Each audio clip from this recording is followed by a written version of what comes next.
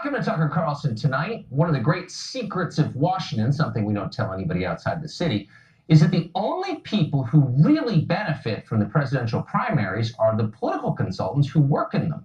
The candidates themselves almost always finish the experience sadder, poorer, and humiliated. The public, meanwhile, hates the whole thing.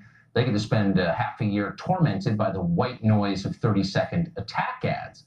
Only the consultants really seem to enjoy themselves, and why wouldn't they? They walk away rich. For them, it's a great deal. So they've got every incentive to recruit new suckers to the game. Their latest mark is a billionaire called Howard Schultz. He's the former CEO of Starbucks.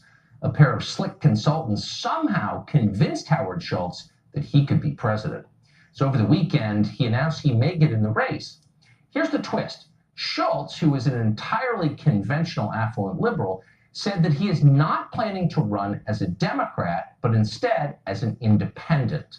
Well, Democrats were horrified by this. Boycott Starbucks started trending on Twitter. Michael Bloomberg denounced Schultz. Some on the left were so angry they screamed at Howard Schultz when he went in public. Watch what happened at a book event last night. Don't help elect Trump, you egotistical billionaire. Go back to getting ratioed on Twitter. Go back to Davos with the other billionaire elite who think they know how to run the world. That's not what democracy means.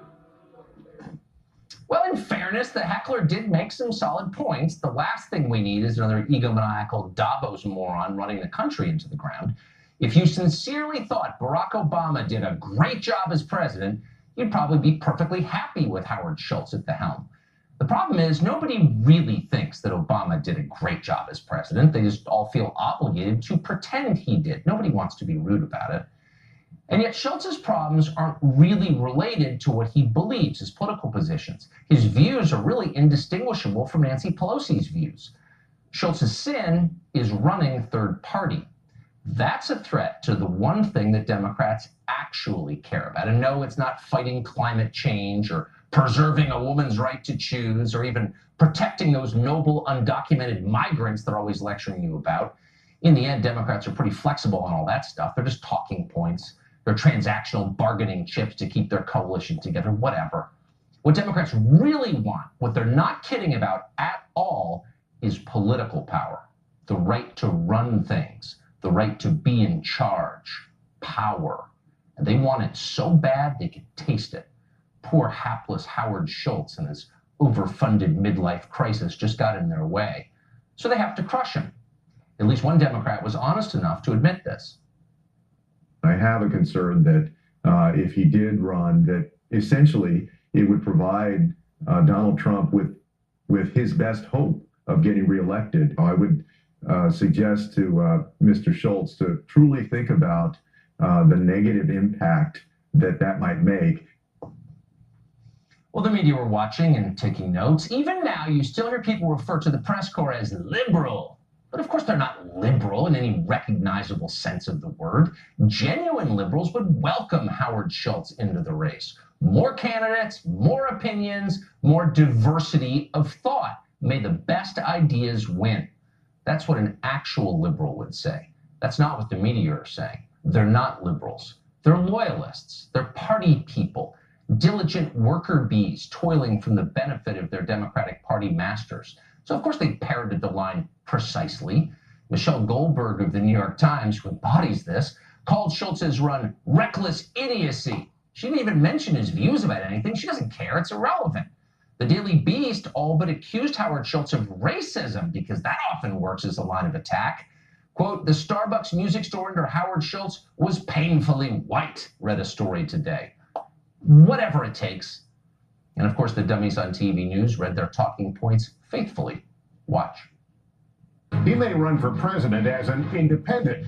Democrats fearing he could help President Trump win re-election. Democrats are uneasy. He could take away votes that would go to the Democratic nominee. Democrats warned he could cost them the White House. Democrats fear that could be disastrous for whoever is the Democratic nominee. Democrats on the left are freaking out today about Howard Schultz trial ballooning this. Is that if he were to split the anti-Trump vote, that's a conceivable path up the middle for Donald Trump. Oh, Trump might benefit. Well, there's another way to look at the Democratic hysteria over Howard Schultz getting into the race, and Mark Cuban, of all people, summed it up pretty well today.